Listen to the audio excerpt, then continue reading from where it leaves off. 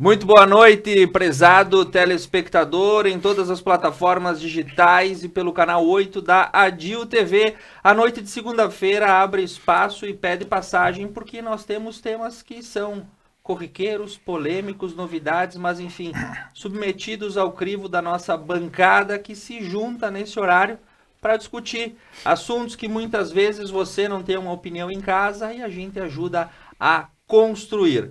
Nessa segunda-feira, na 27ª rodada dessa intifada de opiniões da televisão brasileira, eu tenho a honra de receber Cristiano Valduga Dalpai, empresário, bacharel em Ciências Econômicas pela Universidade de Caxias do Sul, com MBA executivo em Negócios pela Unopar. Eleito vereador em 97 e 2000, presidiu o Legislativo Municipal de Veranópolis em 97 e em 99.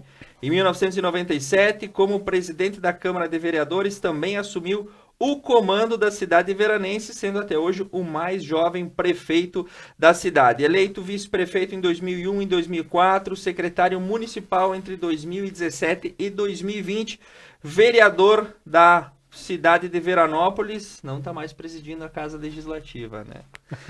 Dirceu Vendramin Lovison, advogado, sócio da Beltrame, Perúcio Lovison, advogados, graduado em Direito pela Universidade de Caxias do Sul e graduado em Administração Pública pela Universidade Federal de Santa Maria. Pós-graduado em Direito Tributário pela UX, juiz leigo do Juizado Especial Cível da Comarca de Nova Prata por uma década, assessor jurídico da Câmara de Vereadores de Vila Flores, foi presidente da Ordem dos Advogados do Brasil, subseção de Nova Prata, entre os anos de 2019 e 2021. Atualmente é julgador do Tribunal de Ética e Disciplina da Ordem dos Advogados do Brasil, na Seccional Gaúcha. Eduardo Mota Calderaro, tabelião e registrador civil designado para André da Rocha, presidente da APAI de Nova Bassano e conselheiro da Federação Estadual das APAIs do Rio Grande do Sul, ex-vereador e ex-presidente da Câmara Bassanense por 2 mandatos através do Partido dos Trabalhadores. Lindo Bolsoni, advogado, ex-presidente da OAB nos anos de 2004 a 2012, conselheiro do Hospital São João Batista, também do Grupo de Apoio da Polícia Civil e da Brigada Militar e colaborador do Presídio Estadual. Com esta nominata de peso nessa noite, eu dou boa noite aos convidados e vou diretamente para o primeiro assunto, porque temos uma longa pauta a discorrer nas próximas horas. Começando com o fato que na semana passada se mostra um dos mais importantes a serem comentados. Nós tivemos o fechamento da janela eleitoral no finalzinho da semana passada e um corre-corre e uma dança das cadeiras se desvelou em todos os níveis da federação. Contudo, né, o presidente Jair Bolsonaro exonerou 9 ministros que vão concorrer a cargos eletivos, incluindo Walter Braga Neto, que dá a indicação de ser o vice-presidente da chapa do atual governo. João Dória, na quinta-feira, ficou num vai e vem e confirmou que concorrerá à presidência pelo PSDB. Sérgio Moro, até por enquanto, trocou de partido e, por hora, desistiu da candidatura à presidência. Eduardo Leite ficou como uma incógnita na equação até semana passada. E o ex-presidente Luiz Inácio Lula da Silva disse que perdoava a Lava Jato e não quer governar com ódio e vingança. O ano eleitoral, as eleições são gerais e apontam como sendo uma das mais disputadas da história do Brasil, com 2 correntes bastante antagônicas e alguns elementos correndo por fora em tudo isso. Na opinião da bancada, como está se desenhando a corrida presidencial nesse momento? E dando as boas-vindas para o nosso novo convidado, Eduardo Mota Calderaro, o que dá para esperar a partir de agora para a corrida presidencial? Boa noite. Boa noite a demais membros da bancada. Quero agradecer a Conecta pelo convite, é um prazer estar aqui com vocês. Estava lembrando agora que por muito tempo, as minhas idas e vindas ao fórum, eu vi o Dirceu lá como estagiário, né, Dirceu? E a gente vê como vai ficando velho. E hoje o Dirceu aí com toda essa bagagem, todo esse preparo, fazendo todo esse belo trabalho que ele faz como profissional e também na Câmara de Vereadores de Vila Flores, isso é muito legal de ver. Parabéns por tudo isso que tu está fazendo.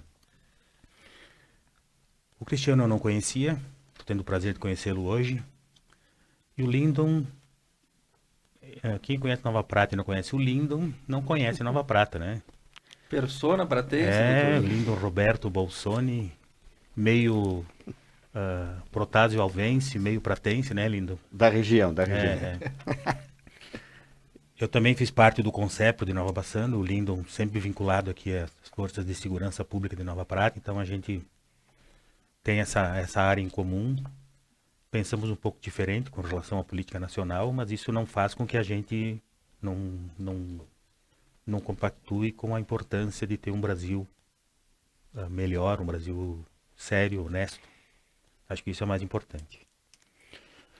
Com relação às eleições, o dia 2 de abril foi o dia do fechamento das transferências partidárias, das filiações partidárias, mas nem de longe isso significa o fim das conversas para que se estabeleça um quadro definitivo aí para as eleições presidenciais, né? Nos estados isso se dá de forma mais tranquila, porque assim como nos municípios, as situações locais elas se colocam de maneira mais própria, né? A gente vê coligações nos municípios, até mesmo nos estados, que não se reproduzem em nível nacional. Às vezes a gente vê partido de esquerda junto com partido de direita porque são questões locais. Isso acontece muito. Mas em nível nacional isso é bem mais difícil. As coisas se colocam de maneira mais concreta. Por exemplo, a gente vê a dança de cadeiras que aconteceu no Congresso Nacional, com muitos deputados saindo do saindo do PSB, Partido Socialista Brasileiro, e indo para o PL, Partido Liberal, que hoje é o partido do presidente Bolsonaro, que se tornou agora a principal bancada dentro do Congresso Nacional. E o PP também aumentou muito sua bancada. E União Brasil da mesma forma. O então presidenciável Sérgio Moro fez uma jogada muito estranha, saindo do Podemos sem avisar o partido internamente, foi para o União Brasil. E ele tem uma característica que é bastante desfavorável a ele. Ele não tem traquejo político, né? E ele indo para o União Brasil, onde que une muitos dos antigos membros do PFL, tem gente ali que joga politicamente há muito tempo na política nacional. Se joga bem ou joga mal é outra coisa, mas jogam há muito tempo. Se ele imaginou que pudesse se cacifar para bancar essa candidatura nacional, não é o que o União Brasil quer. O União Brasil quer sentar à mesa junto com o PMDB, com o PSDB e com outros partidos para construir a terceira via. Está marcado para quarta-feira agora uma reunião entre os presidentes desses partidos. A princípio, pelo que se percebe, vai ser o Eduardo Leite que deve encabeçar essa chapa. Eles querem tirar o Dória da jogada, né? E qual é que vai ser a desculpa deles? Eles querem o PSDB junto, mas não querem o Dória. Então, o candidato seria o Eduardo Leite, talvez com a Simone Tebet, com a força do MDB agora, né, em nível nacional, escanteando o Dória. Não sei se vai ser tão fácil, mas essa é a percepção. Não vão chamar o PDT, porque parece que já se cristalizou, mesmo com 6, 7, 8% por enquanto, a candidatura do Ciro Gomes. E não sei se até que ponto essa construção de caciques consegue passar para a população a importância dessa terceira via, né? Porque o que se coloca? Nós temos hoje cristalizadas duas candidaturas. A candidatura do ex-presidente Lula, com seus 40%. A candidatura do atual presidente Bolsonaro, com seus 30 e alguma coisa por cento, são 70%. Ciro Gomes mais 6, 76%. A terceira via está disputando quanto? 20, 24%. E o branco e nulo? Fora branco e nulo. Então, quer dizer, é um acordo de cúpulas por enquanto que eles estão fazendo e falta, como dizia o Garrincha na Copa, falta falar com os russos, né? Vocês já combinaram com os russos? Vocês já combinaram com os russos, né? Então, como toque inicial, depois os companheiros, com certeza, da bancada também têm suas posições. As convenções partidárias serão de 24 de julho a 5 de agosto. É ali que a gente vai ver as forças se colocarem definitivamente. Até lá, muita água vai correr por baixo desse rio, por baixo dessa ponte, aliás, né? Esse rio vai correr por baixo dessa ponte, vai ter muita coisa para a gente ver. Inclusive, como vai se consolidar essas chapas. Tu colocaste que o Braga Neto pode ser o vice do Bolsonaro e o Alckmin filiado ao PSB pode vir a ser o vice do Lula numa chapa que passaria uma imagem um pouco mais moderada, justamente como se fosse uma chapa de união nacional, que essa é a ideia que a princípio se tenta passar. Muito bem. Cristiano Valduga, que também transita no mundo da política, como é que enxerga essa montagem que nós vamos tendo e vamos ter que esperar até finalzinho de julho, começo de agosto, para ter algumas definições, ou já dá para tirar uma leitura por hora? A explanação que foi feita foi muito oportuna, mas eu teria algo mais a acrescentar. Iniciou o calendário eleitoral, 2 de abril era o prazo limite para a troca de partidos, a janela que se abre. Dentro do Congresso Nacional foram 23% dos deputados trocaram de partido, e eu não vejo isso como uma coisa ruim. Eu vejo isso como uma coisa moderna, uma coisa extremamente interessante. Não deu certo, é um casamento. Não deu certo, separa, segue o seu caminho. Mas uma coisa que não foi falado, eu acho que é extremamente importante para essa época que nós temos que analisar, é 31 de maio. 31 de maio é o prazo final para as federações. Uhum. E a negociação que vai acontecer agora e começa a se vislumbrar no futuro político do Brasil são federações. Sabe-se que o MDB, com a União Brasil, com o PSDB, possuem a intenção de fazer a federação. O ruim da federação, do meu ponto de vista, é que ela beneficia partidos pequenos. O grande eu não sei qual é a vantagem que vai ter. Porém, ela na legislação, ela diz que tem que ser por 4 anos, ela vai até 2025. Então isso indiretamente vai dar um reflexo nos municípios. Mas os caciques dos partidos não estão interessados. O que interessa para eles é o seu conchavo político e vamos e vamos. Mas a situação que eu vejo, e pegando o gancho do colega, é que assim, existem 2 candidatos. Existe o Lula com seus 38%, 40%, e existe o Bolsonaro. Terceira via não tem voto. Terceira via está morta no Brasil. O que estão fazendo é levantando poeira para nada. Isso não vai acontecer. Eduardo Leite, com as suas manobras que não dá para entender o que vem acontecer, juntamente com o Moro, que também não dá para se entender, não está clara as duas movimentações, elas não estão claras, eles não têm voto. O Simone Tebet tem 2%, o Eduardo Leite tem 1%, Dória 1%. Nós estamos falando aqui em 6% a 7%. Então, uma coisa está extremamente clara. É uma movimentação política com um final que ninguém sabe o que vai acontecer. Segundo ponto. Lula ganha a eleição no primeiro turno. Porque senão o presidente é o Bolsonaro. Porque os votos do PT são votos de primeiro turno. Eles não migram. Quem vai votar no PT, vota no primeiro turno. Se o Lula não ganhar a eleição no primeiro turno, o Bolsonaro é novamente presidente do Brasil. Isso eu faço jogo com vocês aqui, agora e assim. Porque isso é a história que nos mostra isso. É a história que está clara, né? Não migra voto para o PT. O PT tem seus, em termos de Estado, de 20% a 30%.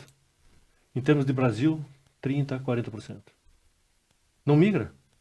Isso a história mostra para nós que não migram votos para o segundo turno para o PT. Então eu tenho uma situação bem clara. O que está acontecendo é o monopólio, entre aspas, de 2 candidaturas, 2 caminhos claros que a população tenha o direito de escolher, bem definidos, com 2 históricos para serem avaliados, e eu tenho da minha concepção o caminho que eu vou seguir. E a terceira via, sinto em te falar, mas ela já nasceu morta, morreu na casca.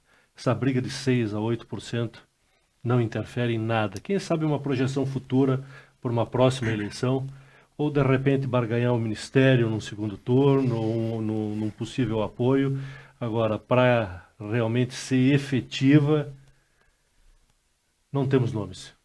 Não surgiram novas lideranças que possam dar tranquilidade para o povo brasileiro para dizer é esse o caminho que nós queremos. Eu tenho o meu caminho já definido. E a jovem democracia brasileira passa, sem dúvida nenhuma, por uma das mais acirradas eleições em termos ideológicos. Nós Com temos certeza. o caminho da direita e o caminho da esquerda, e isso está muito Com bem certeza. definido. Isso está extremamente definido. Eu até avançaria mais. Os caminhos estão postos. A história dos dois candidatos está posta. Basta a população saber qual é o caminho que quer seguir. Eu não vou interferir politicamente na decisão de ninguém. Mas o meu caminho está definido. Eu sou de um partido e o meu candidato não tem condições de chegar ao segundo turno. E não é por isso que eu vou seguir uma linha que o meu partido vai seguir. Eu tenho que ter essa liberdade de expressão e essa liberdade de pensamento. Hoje, tu pegar o Ciro, está com 6 a 8%. Ele não faz parte desse conchavo político que está acontecendo. O conchavo político que eu uso esse termo é 6%. Isso não existe. A terceira via não tem voto. São 2 candidatos que vão disputar as eleições. E fiquem atentos com as federações, que isso vai ter interferência direta dentro dos nossos municípios. Eu vislumbro com a federação que está saindo um problema muito grande em Vila Flores. Muito grande em Vila Flores. Veranópolis não teria problema, Nova Prata não teria problema, mas outros municípios terão. Então, 31 de maio, para mim, é o prazo mais importante do que nas próprias convenções. Porque a convenção chega o prato pronto. Chega a matéria definida para votação. Se tiver estabelecidas as federações, com certeza. Agora, se tiver estabelecidas as federações, é uma questão nova que existe na legislação eleitoral. E o pessoal não está se dando conta. É para 4 anos. Vai até 2025. É aquela bola de neve. É União, Estados e municípios. Isso vai definir muita coisa. Muita coisa. O futuro é exatamente nas federações. Muito bem, doutor Lindo Bolsoni. O senhor já tem seu candidato? Bah, já. Fez da outra ainda. Só vou repetir o voto, né? Eu concordo em parte, mas também vou discordar aí dos colegas da bancada. A cacique de partido já não representa mais voto. As pessoas já distinguem. Tem gente que vota no candidato, independente de partido. Partido já não quer dizer mais, não vincula muito voto. Então, as pessoas, o eleitor está desvinculando, está cortou o cordão umbilical e está tentando trilhar um caminho sozinho. Ele está vendo o que é bom para o país. Então, na verdade, são dois candidatos que já estão consolidados. Né? Um é do mal, né? Vamos falar aí, já está o ex-condenado é o candidato do mal, e o do bem. O do bem se sabe quem que seja ele, né? A terceira via, como falou você, já não. Quantos candidatos foram anunciados e quantos já foram derrotados eles mesmos? Então a terceira via, tal como o Cristiano falou aí, quem sabe seja apenas para angariar algum cargo, alguma votação. Mas enfim, o Brasil está polarizado desde a última eleição. Vão ser os dois, discordo aí do pai, né? De que o Lula ganha no primeiro turno, eu acho muito pouco provável. Não. Ele fez uma. Eu não falei que o Lula ganha no primeiro turno. Fez uma distinção. Eu disse que se o Lula tivesse que ganhar, seria no primeiro turno. Ah, porque muito no bem, segundo desculpa turno aí. não migram votos. Certo. Quem vota no Lula, vota no primeiro turno. Certo, não concordo contigo. Vota no primeiro turno. No segundo turno, não migram votos certo. pro PT. Certo. E vai ter uma eleição que vai ter bastante voto, vai ter segundo turno, mas vai ter uma eleição que vai ter muito voto branco e nulo. Sim. Então tu vê agora, por exemplo, nessa migração dos partidos, veja quantos deputados, uns até do PSB, né, PSB, migraram para o PL, como o Eduardo falou, migraram para o partido Bolsonaro, vislumbrando que a vitória seja o resultado mais viável, né?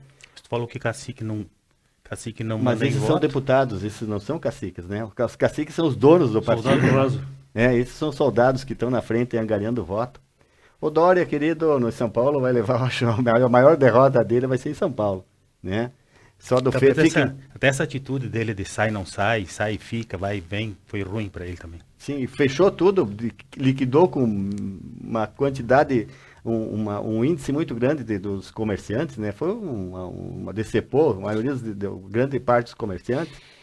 Então o pessoal não vai votar, aumentou os impostos, aumentou a gasolina lá também, acima do que poderia, do razoável. Então o Dória está fora. Ou o Ciro tem aquela, como o Dalpai falou, tem aquela porcentagem, né? É o teto. No teto.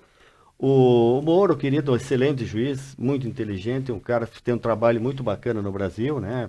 Do combate à corrupção. Mas ele não tem, o Eduardo falou traquejo político, né? Vocês aí falaram traquejo político, ele não tem, é muito imaturo politicamente. Então precisaria, então, daqui a pouco, ele ganhar esse traquejo. Poderia ser candidatar, acho que ele deveria se candidatar a deputado federal. E se elegeria, e se ele for para a União Brasil, que de fato o caminho ele está, ele pode levar junto com ele mais 5 deputados, né? Porque ele poderá fazer, se ele for para o São Paulo, o colégio eleitoral é muito grande, ele poderá subir e levar mais 4 ou 5 candidatos com ele para deputado federal. Então é um excelente candidato a deputado. Senador, não saberia dizer se ele teria ou não, né, chance. O Eduardo Leite parece, mas não é. Eu não consigo entender o que ele quer. Ele fala em metáforas, ele não se decide. Ele está extasiado. Né? E tu vê, é um discurso, parece que ele decora, não fala mal da pessoa dele, não tem nada que ver. Mas político, assim, não dá para entender o que ele quer. Ele não transmite uma certeza, só palavras bonitas, né? Só aquele troço gravado.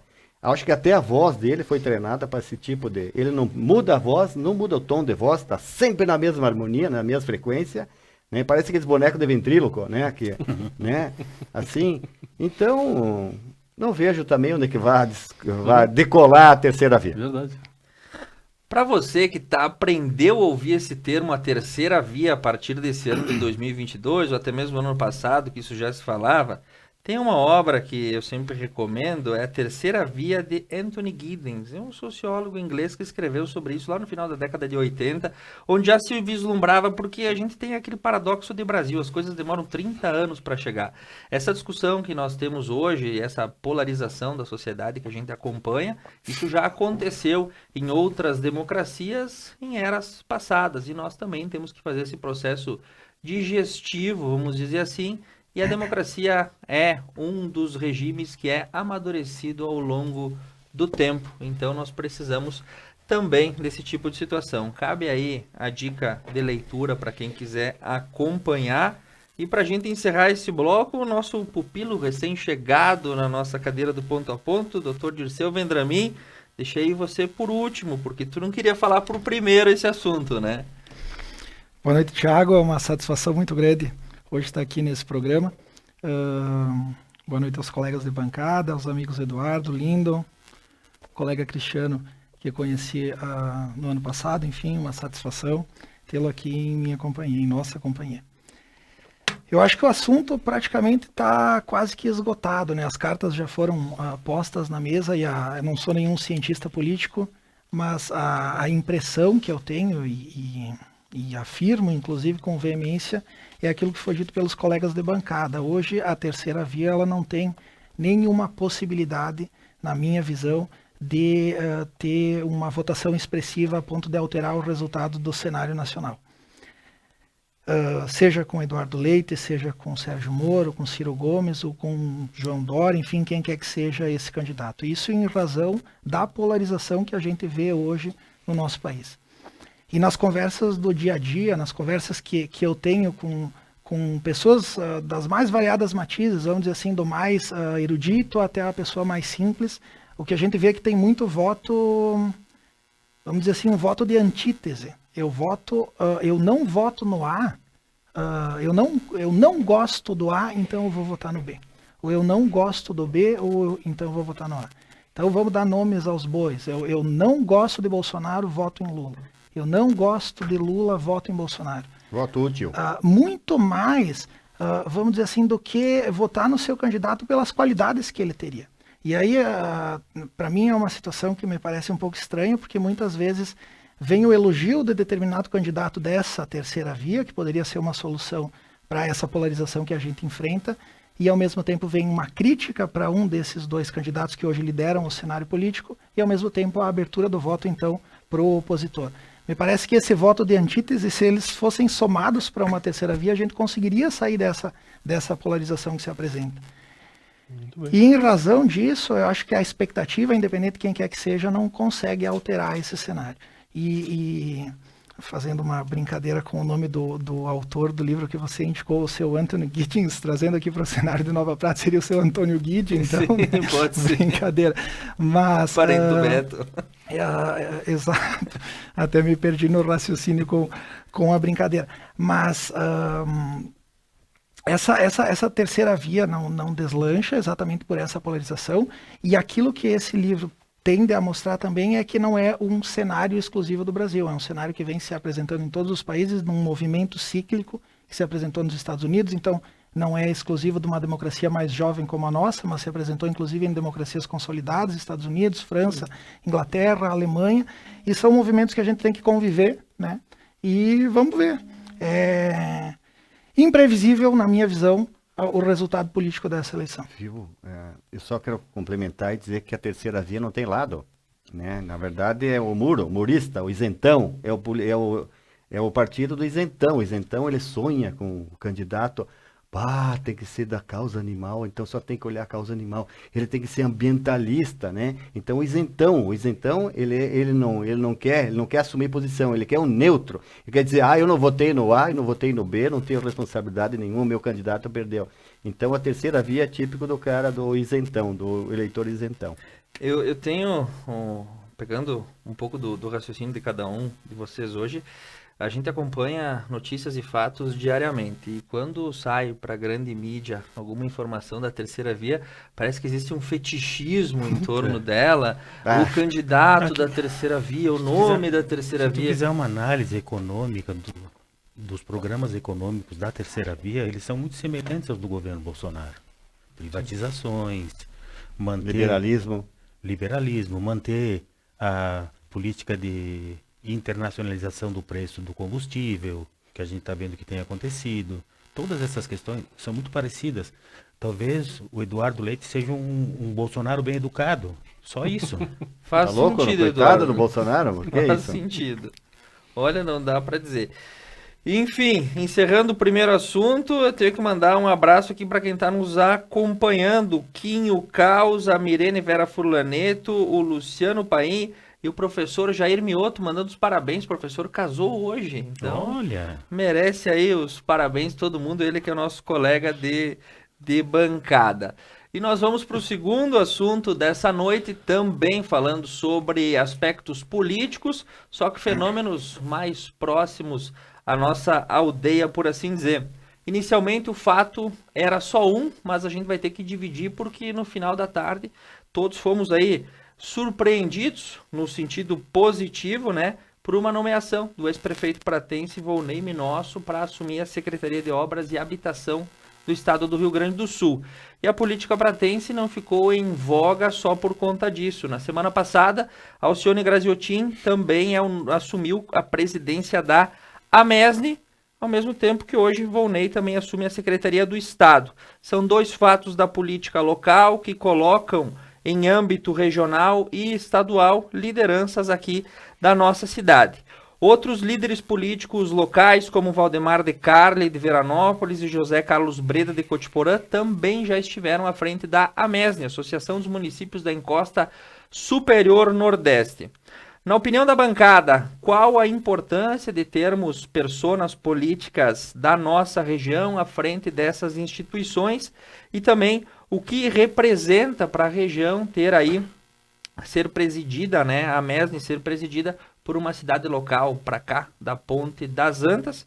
E uma nota rápida, né, todo mundo foi pego de surpresa com essa situação da nomeação do Volney Minosso, sobre o nome dele para assumir uma Secretaria de Estado nesses meses finais do governo Ranulfo Vieira Júnior. A abertura da rodada, Cristiano Valduga dá o pai, que na política o senhor surfa muito bem. Olha, dizer para vocês que eu conheço bem a atuação da AMESNE.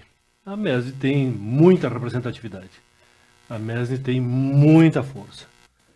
Eu acho que o prefeito de Nova Prata, assumindo a presidência, ele consegue dar um pouco mais de atenção ao lado de cada ponte. Nós temos um grande limitador na nossa política, na nossa economia, que é a ponte do Rio das Antas, a Serra das Antas. muitas vezes nós somos esquecidos. E a presidência do prefeito, nesse momento aqui, eu acho que traz um pouco de visão para a nossa região. Normalmente, e eu não tenho medo nenhum de falar isso, nós somos engolidos, os municípios menores. Porque Caxias do Sul, Farroupilha, Bento Gonçalves chamam a responsabilidade pelo poderio político que tem, pela força política que tem, e conseguem os grandes pleitos, sobrando para os pequenos municípios um pouco além daquilo que a gente merecia. Com a vinda da presidência da MESE para cá, e no meu ponto de vista, ela veio de uma forma estratégica, pesando em todos os municípios, porque existe uma movimentação real, e eu sou favorável e concordo, para que exista uma nova associação de municípios da Ponte do Rio das Antas para o lado de cá. Exatamente por essa questão. Para nós deixarmos de ser engolidos pelos grandes municípios da região. Nós temos muita força. O nosso PIB é um PIB consistente em termos de Rio Grande do Sul. Nós temos muita mão de obra. Nós temos municípios estruturados e nós precisamos de mais respeito do que nós temos. Se nós continuarmos com a MESNE, e esse ano com certeza com o prefeito, e eu desejo para ele um bom mandato, que ele consiga realmente colocar em prática todas as suas boas intenções, mas ele sempre vai ter aquela pedra no sapato que chama-se Caxias do Sul, Farroupilha, Bento Gonçalves, que nos engolem. Então, quem sabe não comece aí uma estruturação para que seja feita uma nova associação de municípios do nosso lado de cada Ponte do Rio das Antas. E quanto ao Volney, realmente foi uma surpresa, nós não esperávamos a nomeação dele. O Stedley é nosso conhecido. A Secretaria de Obras do Estado é uma secretaria hoje que não conta com muito recurso. Eu não sei se avisaram o Volney disso, mas não conta com muito recurso. E em período eleitoral ela tem uma atenção muito maior em cima, por qualquer passo, qualquer movimentação que tu faça, existe um pessoal vigiando em cima disso tudo. Acredito que ele tenha total condições de tocar a secretaria. Foi uma surpresa, mas não vai ser fácil. Tenho certeza que ele não vai conseguir colocar em prática tudo que passa na cabeça dele, pela falta de estrutura que existe hoje na Secretaria de Obras do Estado. Isso é conhecimento, isso é fato. E, volto a dizer, sou favorável à criação de uma nova entidade que abranja todos os municípios da Ponte do Rio das Antas para cá. Dirceu Vendramin Lovison, Alcione Graziotin, presidente da MESNE, Volney Minosso na Secretaria de Obras e Habitação. Semana conturbada não, mas enfim, de destaque para a política pratense e regional. Exatamente. Complementando o que o colega Cristiano, que com a experiência da política tem a nos trazer com relação à MESNE, é inquestionável a importância de uma associação de municípios, principalmente na nossa região, em que a gente tem muitos municípios, mas pequenos. E aí calha a informação e que foi trazida com relação principalmente aos municípios de cada ponte, que acabam agregando municípios menores que se tornariam 2 polos, Nova Prata e Veranópolis, dentro dessa realidade. Só que ao mesmo tempo a gente tem demandas que elas são semelhantes, idênticas, muito parecidas entre todos os municípios. Então a associação de vários municípios para que juntos possam chegar e pleitear em nome de todos alguma alteração, alguma reivindicação, isso se mostrou bastante propício durante a pandemia para barganhar e conseguir algumas alterações com relação ao abre e fecha. Então é inquestionável. Tomara que se consiga, então, dentro desse movimento, criar essa associação de municípios da Serra das Antas, enfim, não sei que nome se daria, mas vamos dizer assim, de Veranópolis para a nossa região dos municípios menores, né? Mas o futuro da administração pública, eu não tenho dúvidas, ele passa pela associação dos municípios, quer por meio de associações como a MESNE, ou quer por consórcios intermunicipais, como a nossa região participa com relação ao CISGA, para que se possa barganhar em termos, vamos dizer assim, a MESNE com força política e os consórcios intermunicipais na questão financeira e econômica, no barganho de redução de custos com relação a produtos ou serviços, né? Com relação à nomeação do prefeito Alcione para exercer esse cargo de presidente, não temos a menor dúvida, eu não tenho a menor dúvida de que o desempenho vai ser fenomenal. Alcione é amigo, conhecido, uma pessoa que tem grandes qualidades e grande competência para exercer esse encargo. Então, tenho certeza de que a Mesne vai passar nessa gestão em boas mãos. Com relação ao ex-prefeito Volney, então, da mesma forma, não estou aqui hoje só para trazer elogios para todo mundo, mas conhecendo essas pessoas, o prefeito Volney também desempenhou, ao longo de várias gestões aqui em Nova Prata, bons mandatos, sempre esteve à frente do município nas gestões passadas, quer como vice ou quer como prefeito, e desempenhou de forma brilhante também, teve uma atuação destacada, tanto que agora, vamos dizer assim, foi reconhecido nessa empreitada. Com certeza não vai conseguir fazer todas as metas, vamos dizer assim, não vai cumprir todas as metas que estavam estabelecidas, mas com certeza vai desempenhar a função de uma forma bem brilhante, vamos dizer assim. Doutor Lindon, Alcione, conhece Alcione? Conheço meu colega, nosso colega. E o ex-prefeito Volney na Secretaria de Estado, como é que enxerga esse fato político? Olha só, eu tive a satisfação de assessorar o prefeito Gessi Brandalize de 2001 até 2008. E ele foi presidente da Mesne, Gessi foi presidente. Então, para o prefeito, realmente tem um compromisso a mais, né? Porque ele tem um município, ele vai ter mais associação, que são Associação dos Municípios da Encosta Superior do Nordeste. O número certo de municípios eu não sei, mas acho que passa de 30. Acho que é 36. Né? Isso São aí. 36 municípios, né? Então, esse consórcio deles ali, eu falo em consórcio União dos Municípios, é muito bacana, muito interessante, muito produtiva, e ela tem que ter, porque daí cada região vai abarganhar aquilo da política local, do interesse local. A questão aí, como o Cristiano colocou, da desvinculação, então acho que a gente sairia de Flores da Cunha, de União da Serra, Caxias, Bento, Farroupilha, que me parece mais assim, que a gente, se a gente ficasse lá de cá, então teria essa divisão. Acho interessante a ideia, acho que tem que fazer porque os municípios grandes aí absorvem todas as demandas, né? Até no orçamento participativo, para nós sobra só as migalhas, né? Então, assim, os municípios pequenos, como falou o nosso âncora aqui, são muitos, né? O colega de seu também falou, são muitos, e aí muitos, mas pouco expressivos de quantidade de eleitores. Então, ao prefeito Alcione, eu desejo êxito para ele. Acho que espero que ele tenha uma visão assim microeconômica aqui da nossa microrregional, né? Porque a Nova Prata, querendo ou não, por exemplo, da questão da saúde, está tentando se consolidar como uma microrregião, né? Para trazer aqui as especialidades, né? Então, eu acho que se ele tiver uma visão geopolítica, ele vai fazer e desejo que faça um bom mandato. Em relação ao ex-prefeito Volney, hoje secretário, também foi uma surpresa, não só minha, né? Não, quando eu soube do âncora que tinha essa nomeação, ficou surpreso, mas acho que é merecido em função do tempo que ele foi mandatário aqui na Nova Prata, tem experiência política, tem experiência administrativa, e o sucesso dele dependerá exclusivamente do dinheiro. Se não tiver dinheiro, né, como disse o Cristiano, não vai para frente. Por melhor que seja, às vezes tem um secretário do Estado de uma competência, de uma visão, de uma iniciativa, e ele não tem o dinheiro, querido, não vai fazer nada, vai sair queimado, né? Vai sair queimado. Então, assim, o sucesso do nosso secretário Volney dependerá das condições financeiras da secretaria. Desejo sorte, muito êxito e muitas realizações aí para o nosso estado que precisa. Muito bem, Eduardo Calderaro, para a gente encerrar esse bloco, Alcione Graziotin na Mesne, Volney Minosso na Secretaria Estadual, e eu peço escusas, a legenda que está aí não deu tempo da gente colocar, né, Volney Minosso, mas enfim, estamos comentando os dois fatos políticos aqui da região. Bom, com relação ao Alcione, ele está no primeiro mandato, né?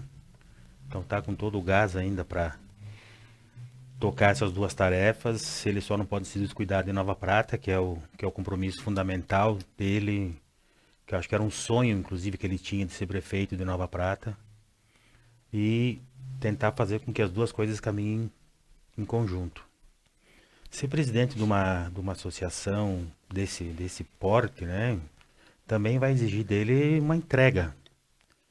Afinal de contas, a sede da Mesne é Bento, né, Cristiano? Certo.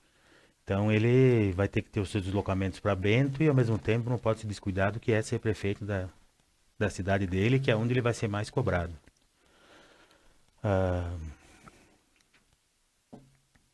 A questão dos prazos eleitorais, ele tem até o dia 5 aí para dar o último aumento, se for preciso aí para os seus funcionários públicos. Não sei se ele já deu o último aumento, ou se ele tem até dia 5 para dar o aumento para os funcionários públicos.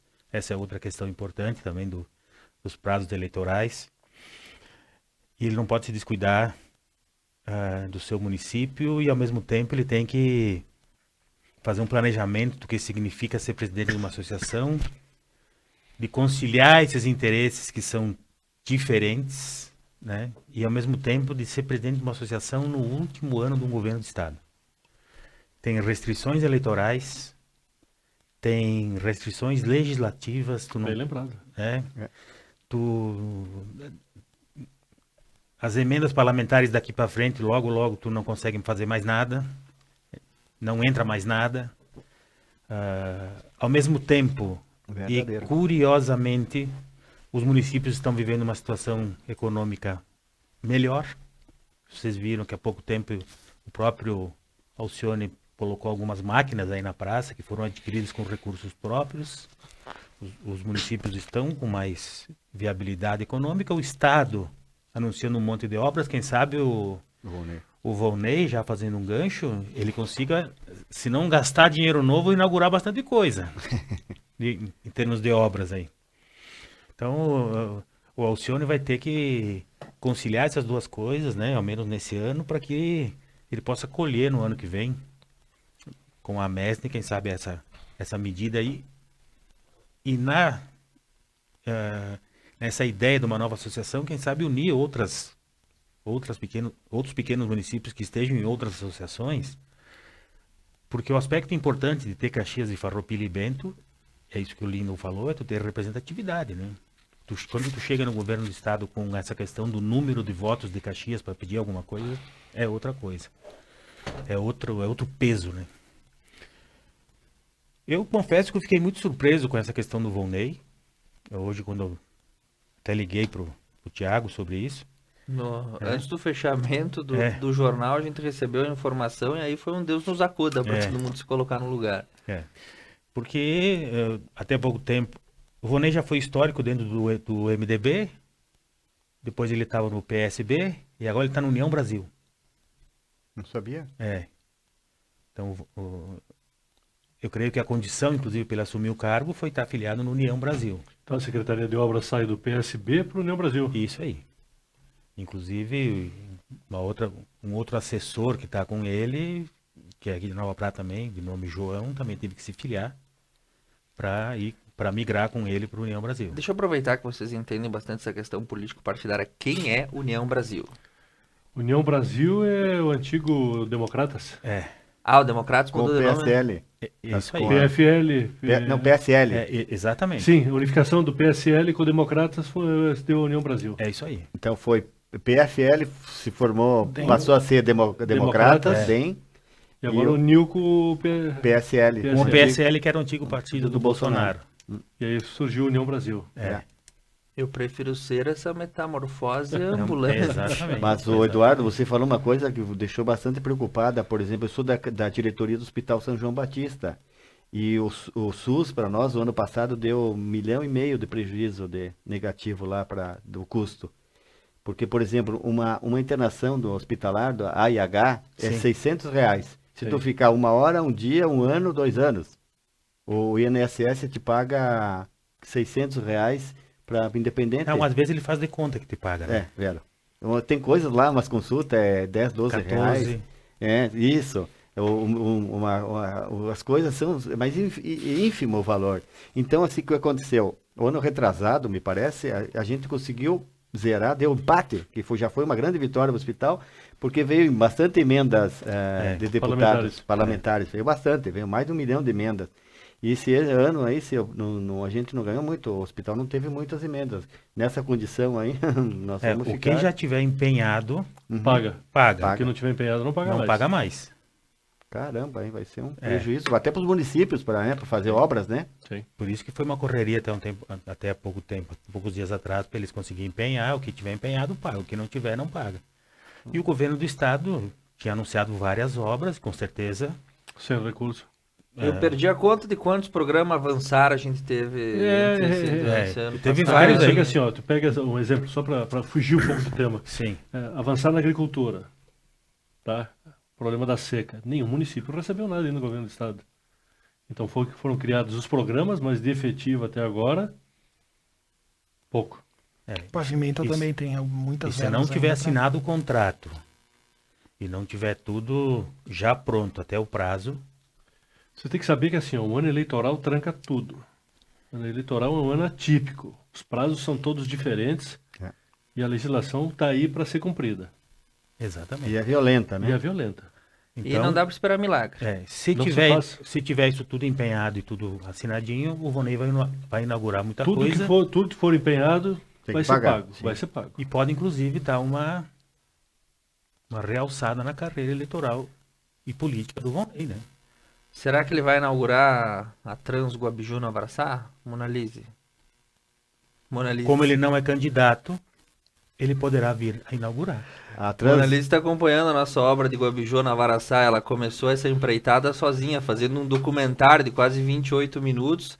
E semana passada estava lá acompanhando, né? Era para ter 6 quilômetros, estamos com 3. Tá quase. Falta pouco. Falta pouco. Vamos ver se até o final do ano vou inaugurar essa estrada.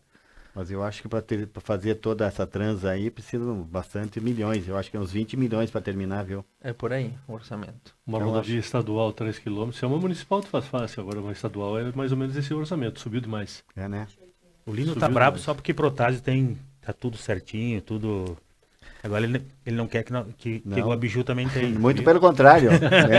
Muito pelo contrário. Que todos. Santa Catarina, no Paraná, tem familiares que moram em Santa Catarina. Qualquer cidadezinha tem asfalto, Jesus. Aqui nós estamos indo mais um pouco. A indústria gaúcha vai fazer charrete e carruagem. É tão atrasado. Que estado, é um estado atrasado, Jesus do céu. 470 de André para Lagoa é um. É a estrada da Só de aventura. pensar que é uma BR em 2022 naquele estado é um absurdo. Eu fiz esse trajeto por esporte, gosto de passar pelo Tupinambá, foi 1h30 de um trânsito bastante conturbado. Esperamos que um dia a gente possa ver inaugurada. Mas meu pai, quando serviu o exército, ele dizia que ia inaugurar aquela obra. Eu estou aqui seguindo fiel, aguardando. Nós vamos para um breve intervalo comercial, mandando um abraço para a dona Cledi Vendramin Lovison, o seu Ladir Lovison, o Maikel Vieira, a dona Edith Lovison Vendramin, a dona Lorena Volpe Corso, a Maria Dolores Ilha, o Leandro Paim, enfim, muita gente acompanhando o programa hoje e deixando o seu boa noite. Nós vamos para o intervalo, 3 minutos e na sequência a gente vem com uma polêmica. Todo mundo gosta de pinhão no inverno, né? Mas não pode vender pinhão até semana que vem. Isso é certo? Bem, no próximo bloco a gente vai responder para você a polêmica do pinhão em Ibiraiaras. Sim, tem um programa que a gente é bastante regional e eu volto já já.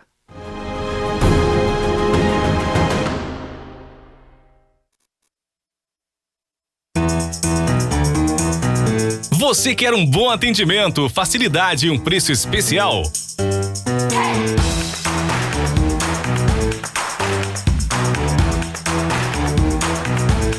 Posto das Flores com acesso facilitado na BR-470 em Vila Flores. Oferece serviços e a qualidade BR Petrobras. Tanque cheio é no Posto das Flores.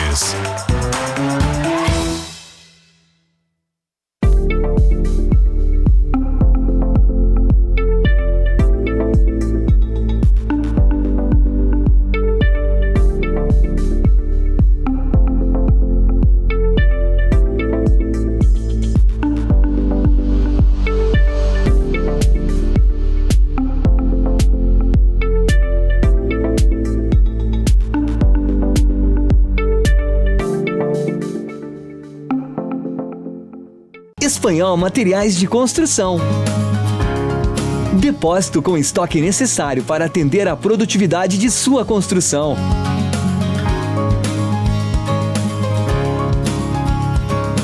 Entrega própria em toda a região com garantia de ritmo para sua obra.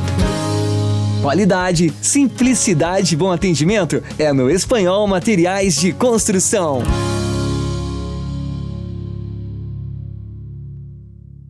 Músicas, convidados e bom humor.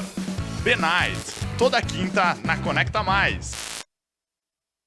A Service Contabilidade está no mercado há mais de 25 anos, oferecendo serviços de contabilidade e assessoria em várias áreas. Com unidades em Nova Prata e Nova Bassano, a Service Contabilidade está perto de você em todos os ambientes. Sua equipe oferece experiência, inovação e proteção para sua empresa e seu negócio. Service Contabilidade. Seu crescimento, nosso compromisso. O que é ter saúde para você? Ter energia para aproveitar a vida do seu jeito?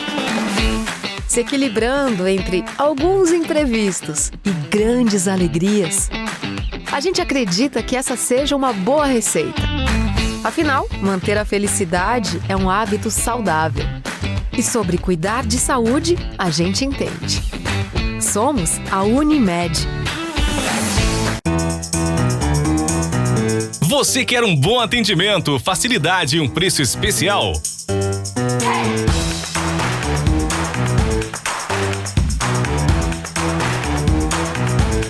Posto das Flores com acesso facilitado na BR-470 em Vila Flores. Oferece serviços e a qualidade BR Petrobras. Tanque cheio é no Posto das Flores.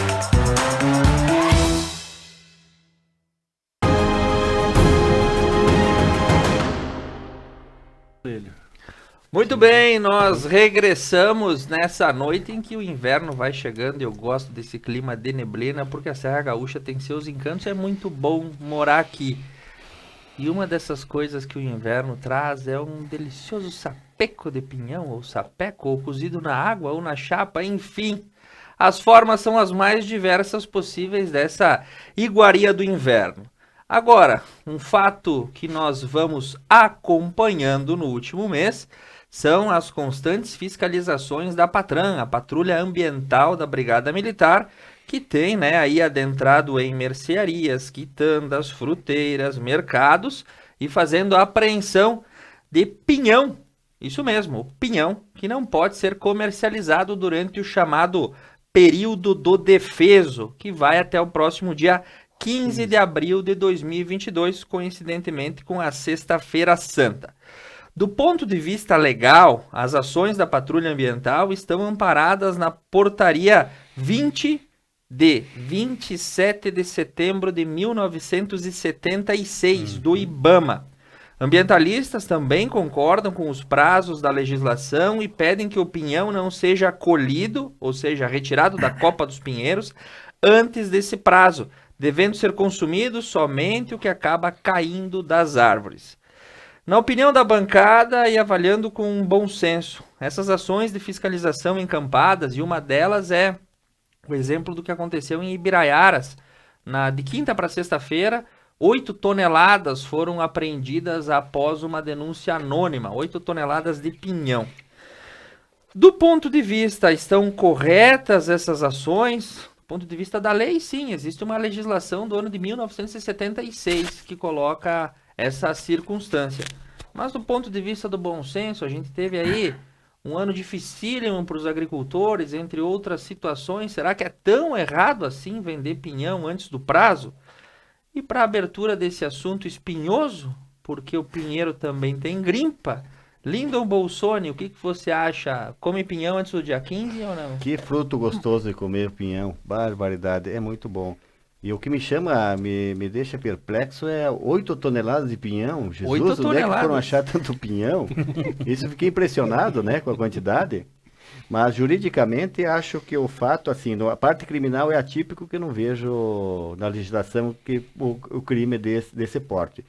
A questão, então, da apreensão aí, eu acho que também ela não encontra respaldo, porque vem de uma portaria do antigo IBDF, que é o Instituto Brasileiro de Desenvolvimento Florestal, que depois deu origem ao IBAMA.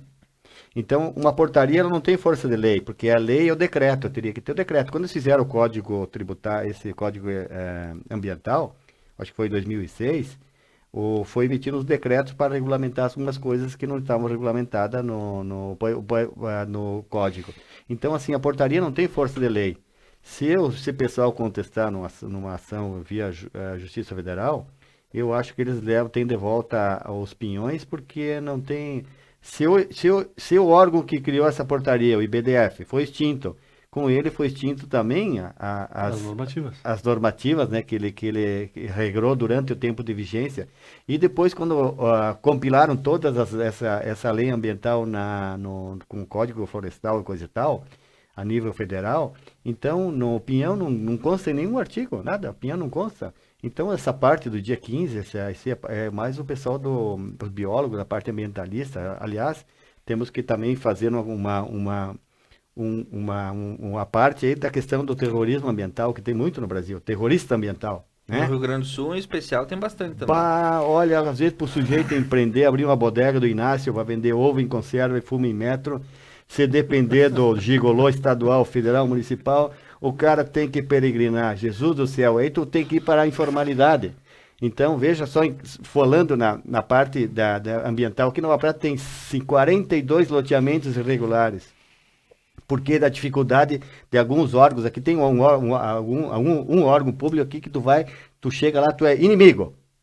Tu não é uma pessoa que vai buscar serviço, vai pagar, não quer nada de graça, não tem assistência judiciária gratuita. Tu vai lá, tu é inimigo, adversário.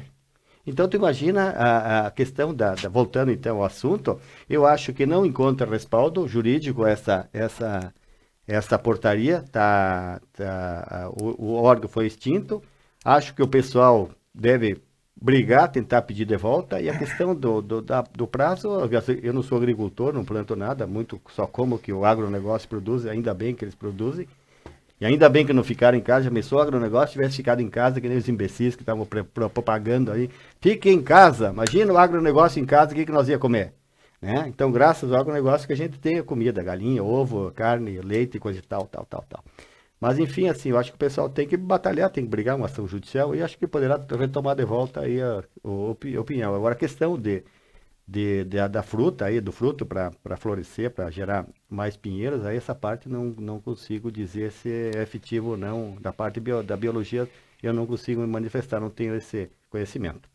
O que me deixa um pouco perplexo com esse fato é aquela situação, né? Tinha um autor que eu gostava muito, que era François Host, ele falava o direito do meio ambiente, ele dizia que o direito ambiental é um direito de engenheiro, né? Você tem que explicar para a lei uma questão que não cabe nela, que é você condensar prazos. O Pinhão, as 8 toneladas de Ibiraiaras foram presas na semana passada, era próximo ao dia 1º, dia 31, se fosse 15 dias depois, isso não teria acontecendo, não seria um fato jurídico, não seria uma infração, e até que ponto a gente tem esse condão de dizer que até o dia 15 não se pode vender pinhão, mas se fosse no dia 16 estava tudo certo. A propósito, doutor Lindo, o pinhão apreendido foi repassado para entidades assistenciais de Ibiraiaras, Lagoa Vermelha, enfim, toda a região que estão credenciados, então, por ser um produto perecível. Era o mínimo, né? Doutor Dirceu Vendramin, nessas idas e vindas do Pinhão, a gente acaba ficando com os preciosismos. Muitas vezes eles existem, né? O Pinhão foi recolhido ao presídio de Lagoa Vermelha. Bom, Thiago, acho que eu abro a divergência aqui, então, com relação à questão de se estabelecer um prazo, se existe o defeso, vamos dizer assim, se a gente trouxer esse prazo para o dia 1º de abril, aí vai ter aquele pinhão que foi colhido no dia 20 de março, ou enfim, dias antes. E então a gente sempre vai ficar com essa situação de que tem que ter um marco temporal se é necessário ou não o defeso. Com relação à necessidade, eu até tentei hoje à tarde dar uma pesquisada sobre o assunto para chegar numa conclusão. Até liguei para uma bióloga para conversar sobre isso. E aí o argumento dos técnicos que trabalham com isso, enfim, que estudam isso e que reconhecem essa atividade, é de que esse defeso, assim como é para o camarão, assim como é para o javali, num período que pode caçar ou não, assim como é para outras culturas, principalmente com relação ao pescado, né, ele serve para a reprodução. Então vamos pensar que se existe hoje e tem essa data limite, então eu sou da teoria de que vamos respeitar, até porque 15 de abril é o aniversário do meu papai, está fazendo 70 anos, então é uma data especial para a gente começar a iniciar a comida do pinhão, vamos dizer assim. No dia 16 vocês vão pegar a taquara e dar uma cutucada no Exatamente. Pinhão. Agora, brincadeira à parte, claro, é um excesso de preciosismo se esse pinhão apreendido, por exemplo, fosse descartado, que aí seria de uma imbecilidade, vamos dizer assim, ou de uma inutilidade, né? Até porque, querendo ou não, é alimento, né? Pode ser que tenha um excesso de preciosismo, do ponto de vista da biologia, enfim, não teria, porque teria o aspecto da reprodução. Se a gente tem bastante pinheiro ou pouco pinheiro aqui na nossa região, muitas vezes ele acaba sendo um percalço para a própria agricultura, né, a gente tem hoje uma proteção muito grande para a araucária. Mas sintetizando, a minha opinião é que vamos pensar o seguinte: se hoje existe essa restrição, vamos tentar seguir. E, ao mesmo tempo, vamos tentar trabalhar, então, para verificar se realmente essa restrição é necessária ou não. E se verificado, então, que essa restrição não é necessária, vamos tirar ela, né? Acho que seria isso, basicamente. Muito bem, enquanto o Dr. Dirceu vai falando, eu estou me atualizando com Mona Lisa Canali e eu passo a palavra para o Eduardo Calderaro para a gente chegar numa informação depois aqui que eu vou fazer o fechamento. Eu queria dividir esse assunto em duas partes. Primeiro, a questão do prazo. A portaria é de 1976. Por que agora que deu essa confusão toda? Por causa dessa apreensão. Aqui para nós, que deu essa confusão maior aí. Nós vivemos numa região que teve muito pinheiro. Eu trabalho num município, André da Rocha, que existiam serrarias que era só cortar a araucária. Foi uma das matrizes econômicas de toda a região durante os anos 20, os anos 30 e os anos 40, que era a extração de araucária. Eu tenho livros no cartório, em André da Rocha, que basicamente são de vendas de pinheiro. Escrituras feitas de venda de pinheiro. E o que tem nas escrituras antigas de reserva de pinheiro, o pessoal vendia a área e reservava os pinheiros. Tanto que eu tenho resquícios até hoje, né? E precisamos dos serviços dos advogados, porque as pessoas... eu vou citar um nome que vocês vão ficar espantados. Reservas de pinheiro em favor do senhor Mário Cini. Já falecido. Mário Cini é o nome do estádio municipal da Nova Prata. Ele era médico, casado com alguém da família Eli, que tinham na época propriedades em André da Rocha, e venderam as áreas e reservaram os pinheiros, mas eles já faleceram 40 anos, 50 anos, estou chutando. Tanto que era o nome do estádio da Nova Prata, estádio Mário Cini, Dr. Mário Cini, um médico muito conhecido. E para retirar essas restrições, como eles já faleceram, somente com uma ação judicial. Então, se diminuiu um monte essas reservas, essas áreas de pinheiro, porque se abateu todos esses pinheiros. Vou usar um outro exemplo que não tem nada a ver com pinheiro. Na África existiam centenas de milhares de leões. Hoje são 25 mil, porque se abateram todos esses animais. Essa portaria tem dois ou três artigos. Um deles fala que não pode tirar antes de 15 de abril, e outro fala que fica excluído os pinheiros que eventualmente caírem. Ou que estejam atrapalhando, etc. Os primeiros pinhões, né, servem para alimentação dos animais, para pássaros, para macacos, etc. E depois do dia 15, aí começam a abrir as pinhas, e daí, por isso que existe esse marco temporal, que acho que é importante em qualquer lei, existe isso. E nós estranhamos aqui, mas, por exemplo, como tu retrataste, existe lá no Norte e Nordeste a questão do defeso para peixes.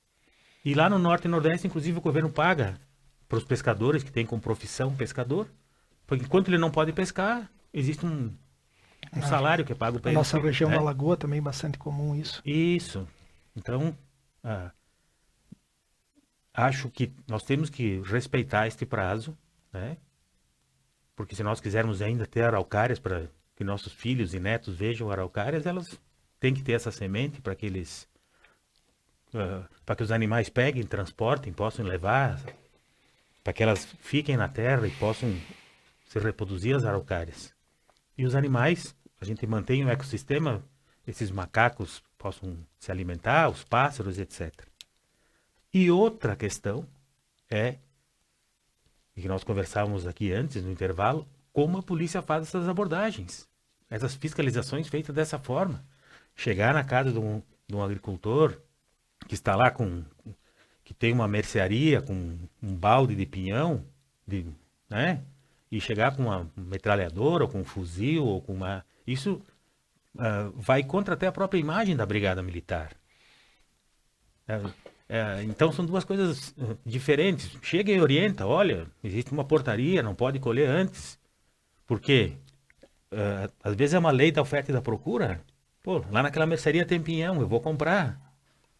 E o cara vai procurar lá e vai comprar pinhão. Lá tem pinhão, lá eu vou comprar, porque ninguém tem para vender ainda. Muitas vezes ele não está nem orientado, que até o dia 15 não pode colher.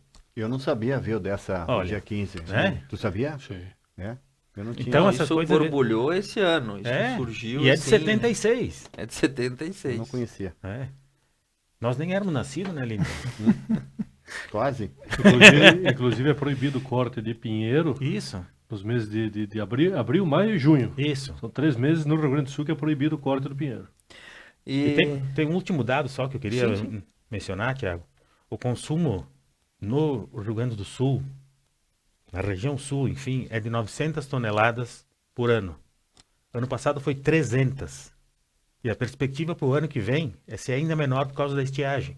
Sim. Então, se partirmos aí para imaginar que o mais importante é só nós tirar todo o pinhão que der para a gente comer no sábado à noite em casa, daqui a pouco não vai ter mais.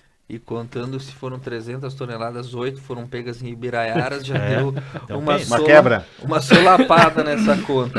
E Monalise me mandava umas atualizações, e o destino dessas 8 toneladas, elas foram doadas para instituições cadastradas junto ao Ministério Público e a Patran, além da Primaves de Passo Fundo, que abriga aves e primatas que vão se alimentar desse pinhão apreendido. Para nós encerrar esse bloco com um pinhão na chapa, Cristiano Valduga. Bom, 2 linhas de pensamento, tá? A primeira, existe uma legislação, embora eu seja contra a legislação, e eu tenho que cumprir. Princípio da democracia. Porém, eu sou um defensor do agricultor e da agricultura.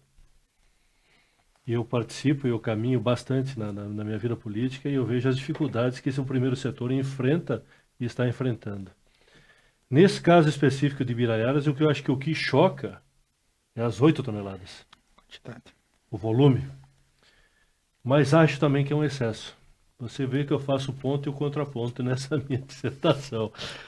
Porque a portaria que saiu em 1976, além de ser desatualizada, ela diz também que o pinhão que cair no chão tu pode recolher.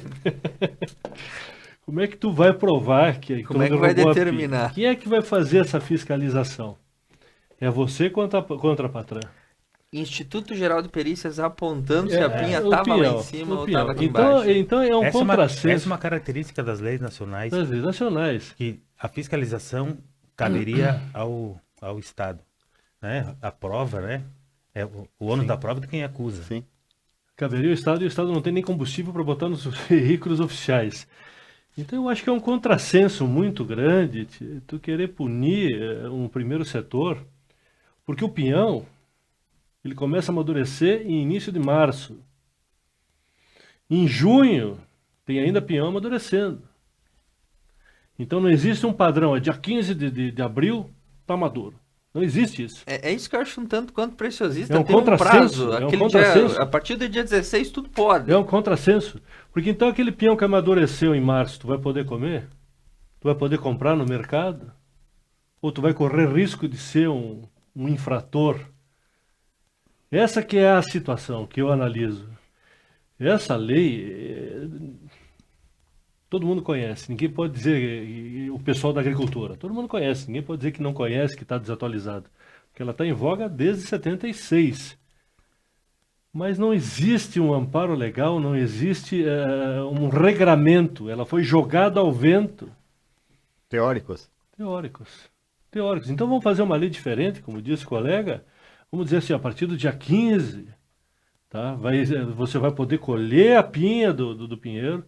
Tudo que você recolher do chão, você vai ter que deixar parado na sua residência com registro fotográfico registrado em cartório que você colheu no chão. Não tem como comprovar. É um absurdo. É um absurdo. Eu acho que respeito todas as opiniões, nós temos que sustentar os pássaros, os animais, mas nós temos que pensar em quem produz também. Que vem de uma situação extremamente crítica, de uma seca muito grave, que não tem renda mais dentro do primeiro setor. Existem famílias que estão enfrentando uma grande dificuldade e isso não deixa de ser uma fonte de renda. Nesse caso específico de Ibiraiaras, o que choca é o volume de 8 toneladas. E o que mais me deixa preocupado é que não é só na questão do pinhão, são em várias outras questões a denúncia anônima. As pessoas que se pegam dessa prerrogativa para tentar prejudicar um vizinho. Salvo o furto, né? Tem muito furto, que nem abigeato, furto de gado, sim. né? Salvo o furto, né? Então esse que é o meu ponto de vista. Existe uma lei, ela deve ser cumprida. Embora eu não aceite, eu tenho que cumprir. Mas, porém, o contrassenso, nesse caso, ele aflora nos nossos poros. O que precisava, só para complementar, e a manifestação, o que precisava era fazer, como o país é muito grande, fazer legislações mais locais, né? Regionais, porque a gente tem diferença de temperaturas, Mas Pinheiro vai ter diferenças... só aqui, né? É na região aqui, Só Flores no da sul, Cunha, né? tu pega Flores da Cunha, que tem, tu pega a região de Itati, aí pra cima, tem pinheiro pra tudo quanto é lado. Tu passava agora em final de fevereiro, início de março, no Carnaval, pela Rota do Sol, estavam vendendo pinhão na beira da estrada. Cadê pra trás? Mas lá na quitanda do seu Joãozinho, se tiver a caixa com pinhão, Não dá pode. B.O. Tá embaixo do galpão, abaixo do balcão tem o pinhão, hein? Olha, não me interpretem mal, tá? Mas eu acho que tem coisa muito mais importante pra gente se preocupar. Perfeito. Esse era um ponto que eu também queria chegar. Acho que muitas vezes a gente deposita, e os órgãos institucionais depositam... Mas enquanto a gente se preocupa com isso, a boiada passa. A boiada passa, e ela passa valendo, E porque passa. o ano é, vamos dizer assim, das vacas gordas irem pastar, né? A gente vai para um breve intervalo comercial. Eu mando um abraço para Val Reale, que está nos acompanhando. Minha esposa. Ó, muito bem, tá acompanhando. O Cristiano tá aqui, firme e forte. E também a Vanice Eventos, que manda o seu recado pelo YouTube. Nós vamos para um breve intervalo comercial, 3 minutos. Na sequência, o assunto é sério. Nós vamos falar sobre eutanásia e como essa realidade volta à tona por um dos rostos mais famosos, bonitos e desejados do cinema mundial, Alain Delon, que se despede de uma forma um tanto quanto autêntica. Nós voltamos já e contamos essa história para você.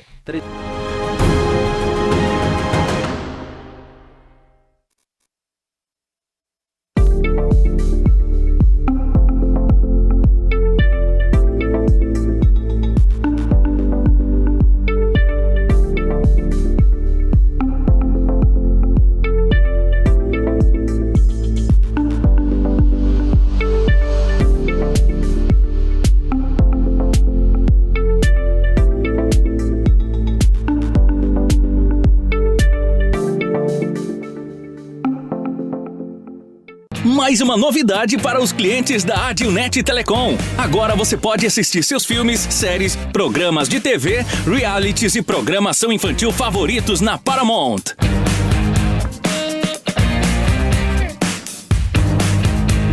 Na Paramount+.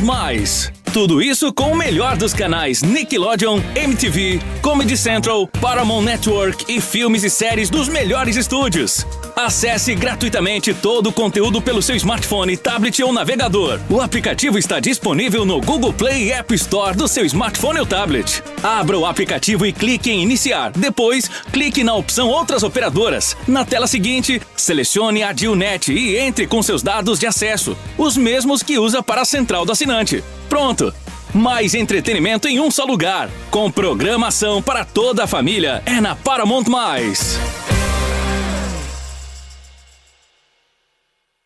O que é ter saúde para você? Ter energia para aproveitar a vida do seu jeito? Se equilibrando entre alguns imprevistos e grandes alegrias? A gente acredita que essa seja uma boa receita. Afinal, manter a felicidade é um hábito saudável. E sobre cuidar de saúde, a gente entende.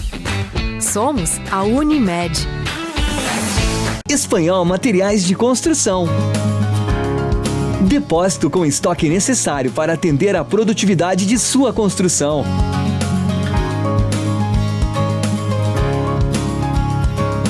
Entrega própria em toda a região com garantia de ritmo para sua obra. Qualidade, simplicidade e bom atendimento é no Espanhol Materiais de Construção.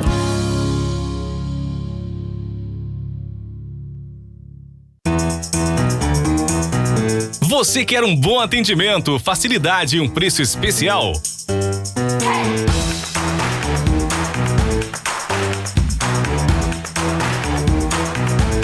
Posto das Flores com acesso facilitado na BR-470 em Vila Flores. Oferece serviços e a qualidade BR Petrobras. Tanque cheio é no Posto das Flores. A Service Contabilidade está no mercado há mais de 25 anos, oferecendo serviços de contabilidade e assessoria em várias áreas. Com unidades em Nova Prata e Nova Bassano, a Service Contabilidade está perto de você em todos os ambientes. Sua equipe oferece experiência, inovação e proteção para sua empresa e seu negócio. Service Contabilidade. Seu crescimento, nosso compromisso.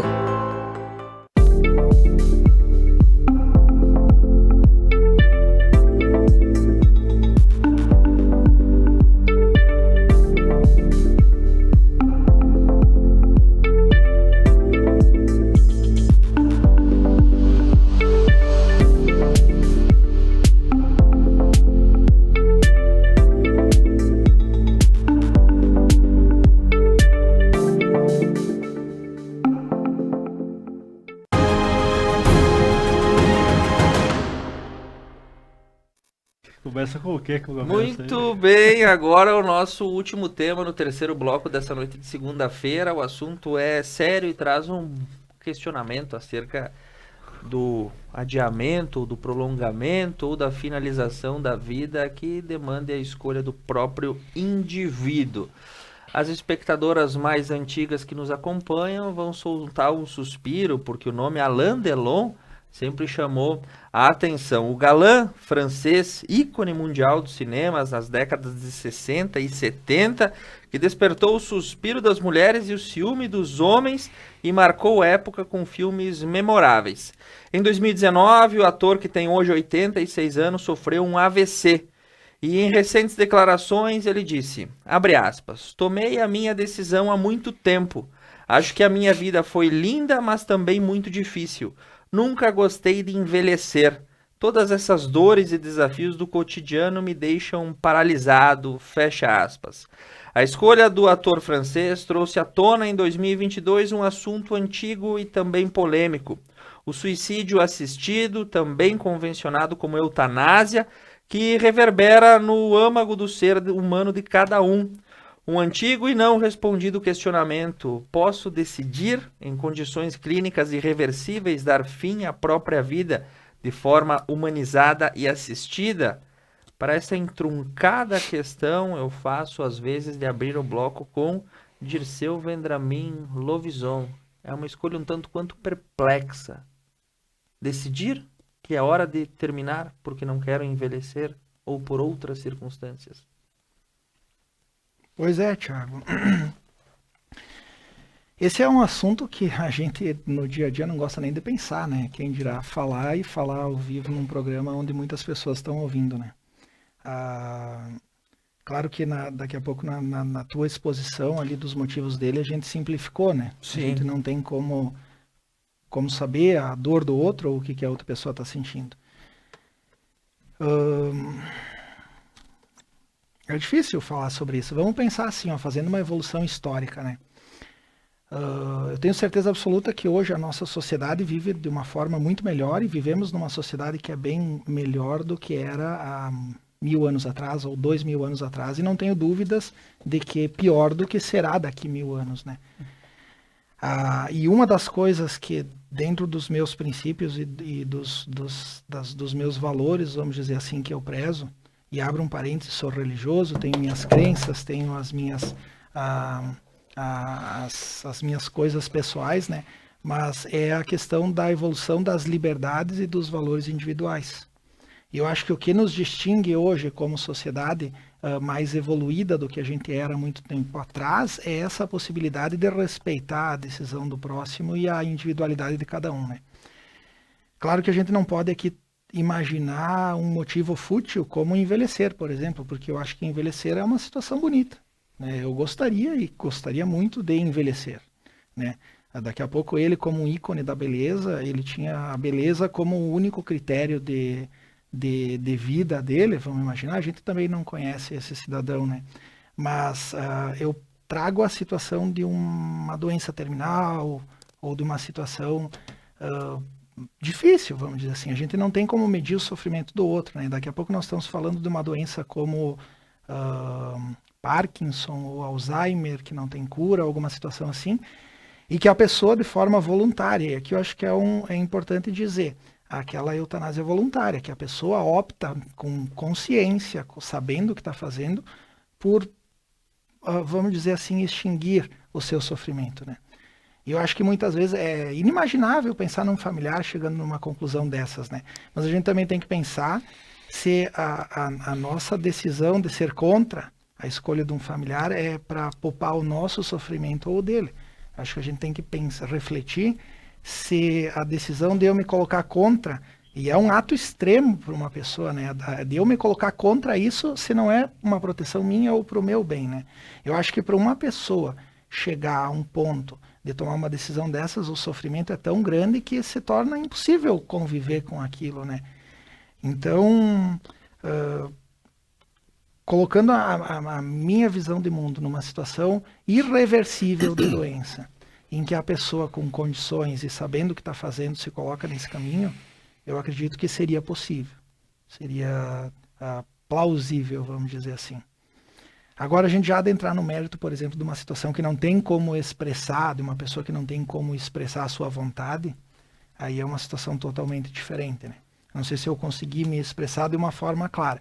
É um assunto delicado, é um assunto difícil, ele tem vários dogmas, várias coisas que vêm junto, né? Mas se a decisão da pessoa, numa situação de irreversibilidade, sabendo que a pessoa está definhando, sabendo que o fim da vida já está próximo e a pessoa está num sofrimento extremo, eu acho que é uma situação plausível. Eduardo Mota Calderaro, um assunto complexo e a gente fala sobre a única certeza que se tem quando se está vivo, a de que você vai morrer um dia. Vocês lembram da música dos Secos e Molhados, A Balada do Louco? É do Mutantes. Sim, mas eles cantavam, né? Sim. Se eles são bonitos, sou Alain Delon, né? Exatamente. No caso dele, ele tá doente, né? E ele tá junto com o filho e ele vem manifestando o desejo dele de acabar com a própria vida. É um desejo voluntário. Existe também a eutanásia involuntária, né? Quando os familiares interrompem, não há mais perspectiva. Caso de morte cerebral, etc, né? Nos Estados Unidos isso é muito mais... acontece muito. Quando tem morte cerebral, eles extinguem, desligam aparelhos, né?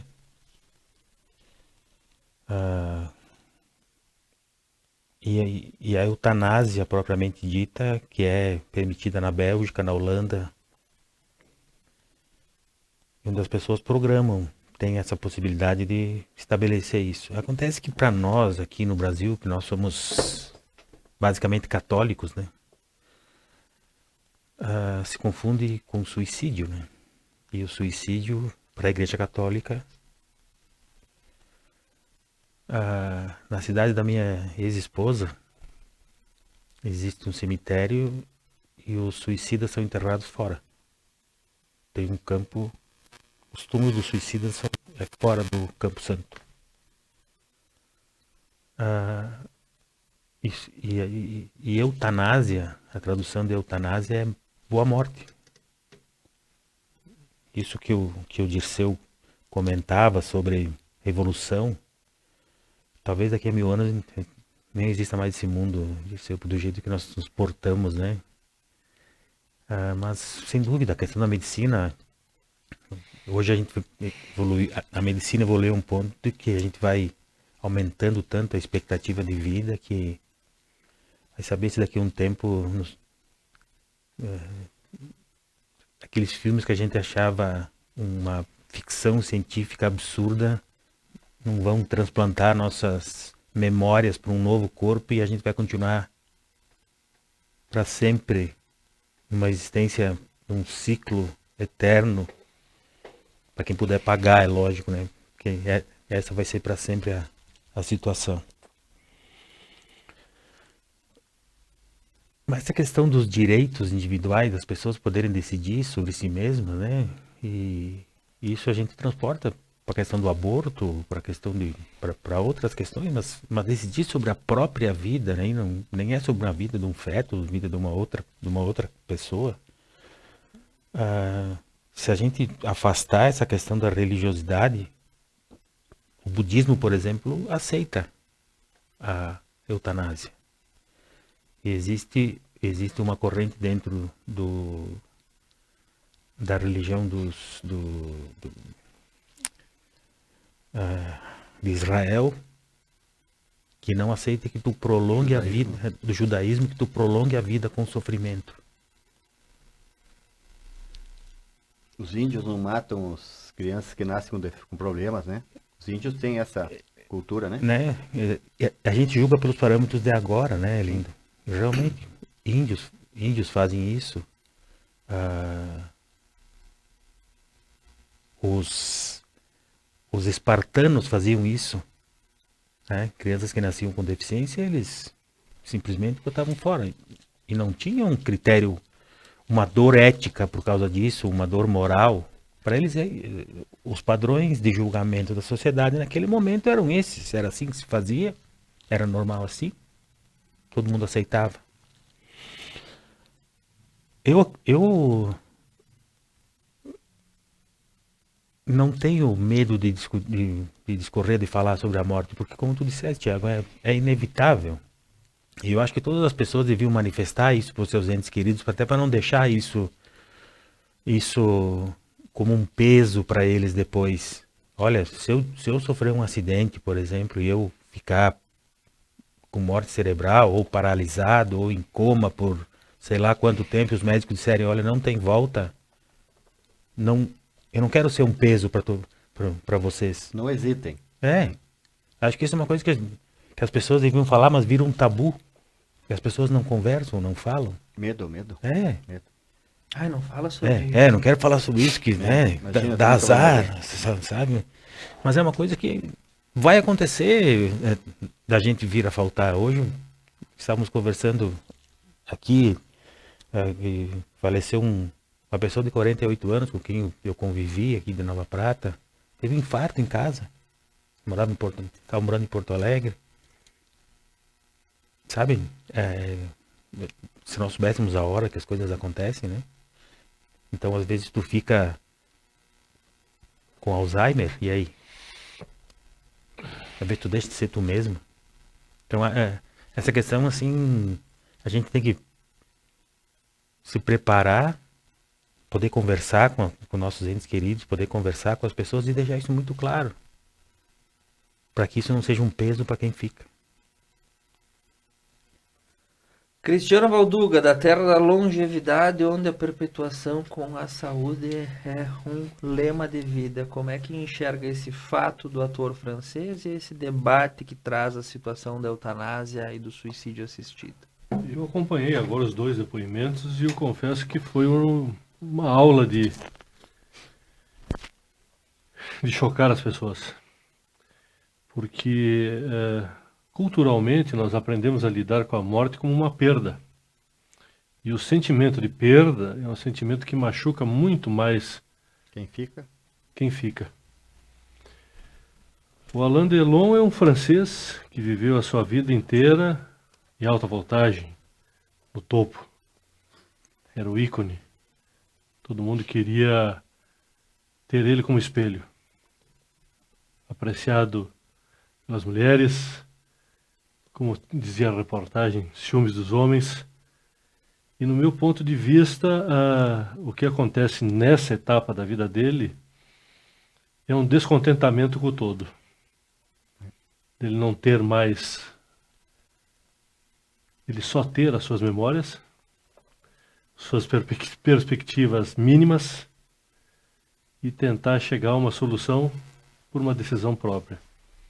É um assunto delicadíssimo, porque qualquer palavra que tu colocar fora do contexto, tu pode estar influenciando pessoas, tu pode estar conduzindo algum futuro. E é um tema que eu te falava aqui no intervalo, dos mais difíceis que a gente já debateu aqui. Já deve ser meu 3º, 4º programa. E realmente dá um bloqueio na pessoa para falar sobre esse assunto. Quem sou eu questionar a atitude dele? Eu não vivi a vida dele. Eu não tenho os conceitos dele. Eu não tive a influência cultural que ele teve. Eu tenho as minhas convicções. Eu tenho as minhas crenças. E eu sei o caminho que eu vou ter. Que eu vou tentar conduzir a minha vida. Então quem sou eu para julgar nesse momento? Espero que ele parta em paz, com a sua consciência tranquila. E principalmente com a sua família também, convencida que esse foi o melhor caminho. Muito bem, Dr. Lindo Bolsoni, para a gente encerrar esse capítulo tanto quanto silencioso, o estúdio ficou silêncio, quieto, quase um clima de velório. Olha só, isso tudo depende da crença e da fé de cada pessoa. O que eu vejo? Eu vejo que o Criador, quando nos deu vida terrena, Ele nos deu livre-arbítrio para fazermos o que quisermos com a nossa vida. O que impede se eu quiser chegar em casa e me suicidar agora de noite, quem é que vai me impedir? Ninguém. Nem eu mesmo daqui a pouco, né, vou querer. Vou ter esse... Todos nós temos o livre-arbítrio de tirarmos a nossa vida a hora que a gente quer. Então, especificamente do ator aí, também a gente tem que ver, por exemplo, a falta de... a desvalorização do idoso. O idoso tem muita depressão em certa idade. Até pelas condições de hormônio, baixo hormônio, né, baixa taxa de hormônio, a falta de atividade, o esquecimento. Então, leva um quadro depressivo. E aí, o que também a limitação física, né? Por exemplo, como o Cristiano disse, era um ator extremamente ativo, e a pouco estava reduzido daqui a pouco uma cadeira de rodas, né? Ou numa cama. Então, aí que ele não vê perspectiva de que a coisa vai melhorar. Então, eu acho que a eutanásia é bastante pessoal, não sou contra, eu acho que é uma medida em determinada situação da vida, em que o espírito fica preso a um corpo. O espírito está bem, está lúcido, e ele está preso a um corpo imóvel, um corpo já doente, né, que padece de todos os males. Então, eu acho que nessas situações, convicto, a pessoa tem que estar convicta, né, tanto da eutanásia ativa, quanto passiva, como é que foi a involuntária e voluntária, desculpa, né, ativa e passiva. Eu sou favorável porque a pessoa tem que chegar a um ponto de dizer, pô, não estou servindo mais nem a mim. O corpo não me serve nem a mim. A gente tem que fazer uma discussão sobre o que é vida, né? Uma hora dessas. Sim. Ficar preso numa cama de hospital... A perspectiva de vida, né? Isso. Como eu disse, é o espírito preso a um corpo. Tu não pode, que nem numa prisão. Tu tá preso lá, tu não consegue sair. E tu quer ir embora, e não consegue. Então, eu acho que na questão dele foi tudo isso, a soma das doenças, a impossibilidade física, ostracismo, né? Ficou no ostracismo, tá aí, não aparece mais, não tem mais importância que ele tinha, né? E então eu acho que a decisão dele, eu acho que é racional, bem racional, né? Bem pensada, e ele tem os motivos dele, eu acho que não. E a gente tem muito tabu, né? Daquele troço do suicídio, né? Do suicídio mas sabe lá quanto o cara não padeceu até chegar a tirar a vida, né? Tem que estar desiludido mesmo, né? É uma coisa importante que tem um aspecto clínico, né? Um aspecto médico disso. No julgamento de Hipócrates, né? Tá lá que o médico defende a vida, mas também que eles não prolongam o sofrimento, né? Correto. Porque tem que haver uma participação, tem que haver toda uma orientação médica para que isso aconteça, né? Pode ser até o familiar que vai fazer, mas o médico vai orientar, vai fazer toda... isso também dentro mundo médico, isso também é um certo tabu, é uma coisa pouco discutida. E tem uma coisa assim que eu queria expressar, que eu acho que é importante, que nós aqui, quando nós falamos sobre opinião, ou quando nós falamos agora sobre isso, nós estamos expressando nossas opiniões, mas nós não somos técnicos, peritos nos temas, né? Isso é uma coisa que eu acho que a gente tem que deixar bem claro, porque às vezes as pessoas podem imaginar que a gente dá opinião definitiva sobre as coisas, né? E na verdade a gente está expressando o que a gente pensa, mas não somos donos da razão. Exatamente, essa é uma coisa importante. Não somos o farol, mas somos uma luz cintilando para quem precisa buscar uma certa opinião nesse mundo de fatos e factoides que a gente aprendeu a conviver em meio à propagação da informação. Eu agradeço profundamente Cristiano Vaduga, Dirceu Vendramin, Lindon Bolsoni, Eduardo Calderaro pela participação engrandecedora de todos nessa noite, a dona Márcia Turani, a dona Ana Leschmann e a dona Tere Cúnico. O inverno chegou, ele não veio sozinho, né? Que estão conosco também pelo Facebook. O meu profundo agradecimento a todos. Na semana que vem, 9 horas, ao vivo, nós retornamos com os fatos que ainda não ocorreram, mas que vão fazer você pensar na semana que vem. E esse é o objetivo do Ponto a Ponto na Conecta Mais TV. Um abraço, uma boa semana a todos e até segunda-feira que vem.